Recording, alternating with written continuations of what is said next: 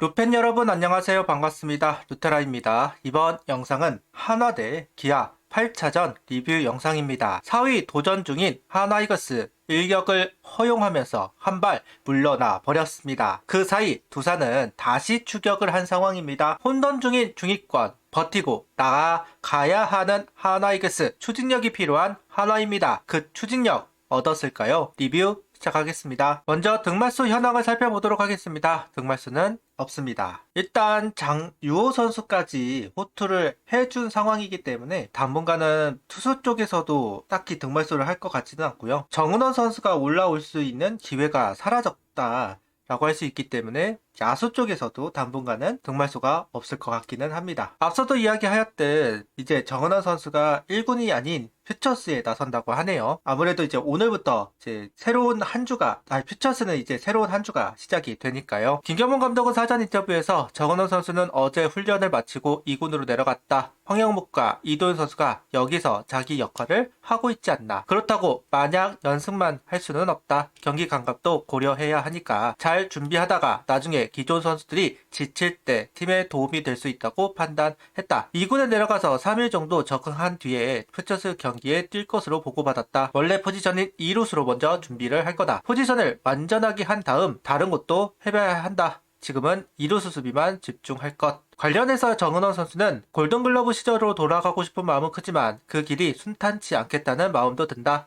어쨌든 나는 해내야 하는 거고 팬들이 원하는 모습이 있기 때문에 그걸 꼭 보여드리고 싶다. 매일매일 발전하는 삶 살아가려고 생각하고 있다는 이야기를 하고 있습니다. 정은원 선수는 아무래도 멀티 포지션이 되는 건 아니기 때문에 주전이 아니면 효용성이 좀 떨어지는 것은 분명 사실입니다. 그러다 보니까 정은원 선수가 1군에서 바로 올라오는 것이 아니라 퓨처스에서 준비하는 것으로 보여지기는 하네요. 그리고 불펜에 대한 이야기, 김경문 감독이 또 이야기를 했는데요. 감독 입장에서는 완전히 만족한다고 할 수는 없다. 하지만 박상원 선수가 현재 우리 불펜의 안정화가 되는데 큰 역할을 했다. 매번 이야기하지만 이상규도 잘해주고 있다. 사실 이민호 선수가 올해 마무리 투수로 뛰게 될 줄 알았겠는가. 이런 선수들이 자기 역할을 잘해주면 팀에 조금씩 안정화가 생기는 것 같다는 이야기를 사전 인터뷰를 통해서 이야기하기도 했고요. 어제 박정현 선수 이야기도 했는데요. 항상 뒤에 기다리는 선수에게 기회를 많이 못 주니까 그래도 아무 타이밍에 매일 주고 싶다고 해서 줄 수는 없으니까 박정현 선수가 오랜만에 나와서 좋은 타구를 만들어줬다는 이야기를 하면서 백업 선수들 김경문 감독 산하에서 참 활용받기 어렵기는 합니다. 워낙 주전과 백업의 격을 확실히 나누는 감독이다 보니까. 하지만 이렇게 결과를 내줘야만 결국 기회를 얻을 수는 있습니다. 그런 면에서 박재현 선수는 투런 홈런을 만들어냈기 때문에 그만 공산이 커지는 건 사실이겠죠. 선발은 화이트 선수이고요. 라인업은 오재원, 페라자, 문현빈, 강백호, 노시환, 김태현, 허인서, 이도윤, 심우준 선수가 나왔습니다. 동일한 라인업입니다. 오늘 선발 투수였던 화이트 선수는 정말 멋진 피칭을 보여주면서 퀄리티 스타트 플러스를 완성해냈습니다. 1회 3자범퇴로 이닝을 시작을 했어요. 패스트볼 위주의 볼배합으로 힘을 보여준 1회라고 할 수 있을 것 같습니다. 2회에 화이트 선수가 페라자 선수의 엉성한 수비로 플라이가 2루타로 변모하면서 아쉬운 장면이 나왔었는데요. 화이트 선수는 크게 동요하지 않고 플라이 삼진 플라이로 이닝을 넘어갑니다. 제가 페냐 선수 있을 때 이야기를 했던 게 실책이 나와도 웃으면서 던질 수 있는 선수가 한화에게는 필요하다라는 이야기를 한 적이 있는데요. 최근에 실책이 참 많이 늘어난 한화입니다. 심우준 선수도 그렇고 이도윤 선수 마찬가지고요. 조금씩 이제 외야에서도 균열이 좀 있는 게 사실이고 수비 쪽에서 아쉬움을 삼키는 경우가 많은데 일단 화이트 선수가 동요하지 않는다는 점에서 상당히 반갑게 느껴지는 대목이라고 생각합니다. 이어서 3회 선두타자 안타로 이닝을 시작을 했지만 그래도 다시 3회 또다시 실책이 있었습니다. 말로로 이어전 상황에서 그래도 투아웃 상황이 만들어지고 땅볼을 유도하면서 이닝을 정리하는 모습, 앞서도 이야기했듯 실책이 나와도 크게 동요하지 않는 모습을 보여준다는 점은 정말 반갑게 느껴지고 고마운 부분이라고 생각이 들어요. 계속해서 선두타자 안타를 허용하는 화이트 선수입니다. 그런데 김태현 선수의 호수비 힘입어서 주자를 정리할 수 있었어요. 정면으로 오는 타구였고 1루를 밟고 2루를 던져서 태그 아웃 시키는 벽을 플레이를 보여준 김태현 선수입니다. 5회 같은 경우는 거의 형성되지 않았던 몸쪽 속구가 하나가 들어갔어요. 그러다 보니까 타자가 당황하기도 했고, 그러면서 이제 플라이 처리 이후에 스위퍼 비율을 확 높이면서 이닝 정리를 했던 화이트 선수. 6회는 KKK를 유도해냈습니다. 6회부터는 포크볼을 조금씩 던져줬어요. 그동안에는 그냥 스위퍼 위주가 좀 더 높았고 커브를 활용했다면 오늘 경기에서는 포크볼을 좀 더 활용하는,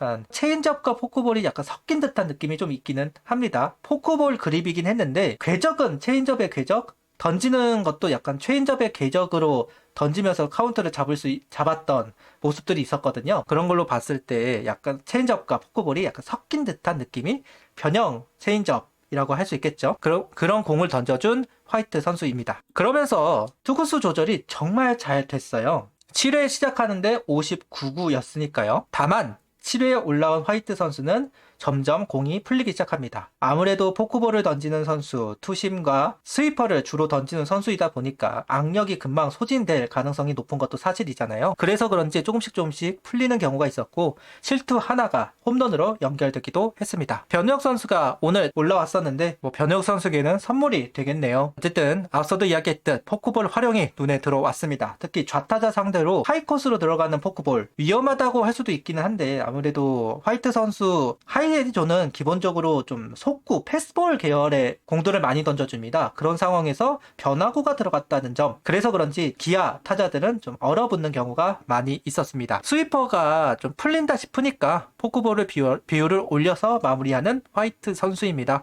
이런 부분들은 상당히 화이트 선수를 칭찬하고 싶네요. 화이트 선수는 7이닝 1실점, 5삼진, 우볼넷, 1피홈런, 투구수는 89구를 던지고 마운드를 내려왔습니다. 오늘 1회부터 시라카와 선수를 공략한 하나 타선이었습니다. 시라카와 선수가 먼저 흔들렸어요. 오재원, 페라자 선수에게 볼넷을 내주면서 주자가 쌓였고 이 상황을 문현비 선수가 3런 홈런으로 연결했습니다. 몸쪽으로 잘 구사가 된 공이었는데 그거를 들어 올리면서 만든 3런 홈런이에요. 그러다 보니까 앞쪽으로 히팅존이 좀 상상된다, 좀 살아나나 싶었는데 그 다음 타석이 좀 아쉽긴 했었죠. 어쨌든 김태현, 허인서 안타도 있었지만 문현비 선수의 3런으로 앞서 나가는 한화 타선입니다. 그리고 1점차 상황이 이어지는 상황이었어요. 좀 소강 상태로 이어졌으니까요. 그러던 상황에서 최지민 선수 상대로 김태현 선수가 솔로 홈런을 만들어내면서 추가점을 만들 수 있었습니다. 앞서서 이야기했던 1점차 싸움으로 넘어가는 상황이었고 이제 바통이 투수에게 넘어가는 상황이었는데 그래도 김태현 선수의 솔로 홈런으로 하나가 유리한 고지를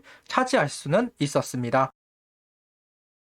오늘 불펜은 이상규 선수와 이민우 선수가 올라왔습니다. 그리고 이상규 선수는 2실점을 하고 맙니다. 아무래도 화이트 선수와 이상규 선수의 주무기가 같다 보니까, 그리고 화이트 선수의 스위퍼가 이상규 선수의 스위퍼보다 좀 더 나은 모습을 보여주는 건 사실입니다. 그래서일까요? 기아 타자들이 이상규 선수의 공에 좀 더 쉽게 반응을 보였습니다. 특히 적시타가 나오는 장면이 조금 아쉽기는 했어요. 1루가 비어있는 상황 속에서 볼로 승부를 할 필요가 있었는데 헛스윙을 유도를 해도 바깥쪽으로 멀리 벗어나는 공으로 했으면 좋았을 텐데 그러지 않았다는 부분, 그게 이제 걸리면서 적시타로 이어졌다는 부분이 개인적으로 아쉽기는 합니다.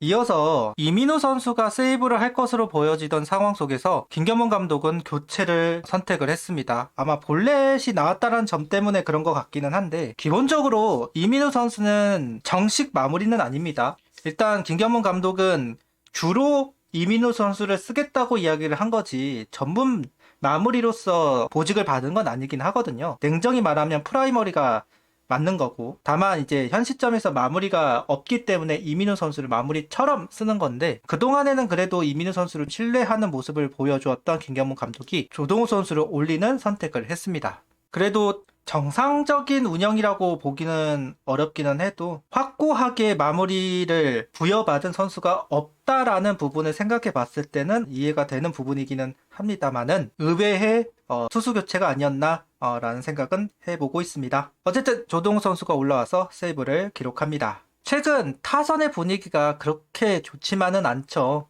아무래도 많은 득점을 하지 못하는 상황인 건 분명합니다. 그래도 오재원 선수의 반등, 그런 부분들, 그리고 오늘 문현미 선수의 3런 살아날 수 있는 여지는 남겨놨다고 생각이 들어요. 이제 강백호 선수가 다시 타격감을 좀 회복하고 노시안 선수나 허인서 선수가 역할을 해주고 그러기를 좀 바랍니다. 5월처럼 뭐 두자진 득점에 성공하거나 그러지는 않아서 경기 자체가 좀 불안불안하기는 한데 오늘 경기를 가져왔다는 점 반갑다라는 이야기를 하면서 오늘 영상을 마무리하도록 하겠습니다. 구독, 좋아요, 알림 설정 부탁드리며 영상을 봐주셔서 감사합니다. 하이퍼도 부탁드립니다.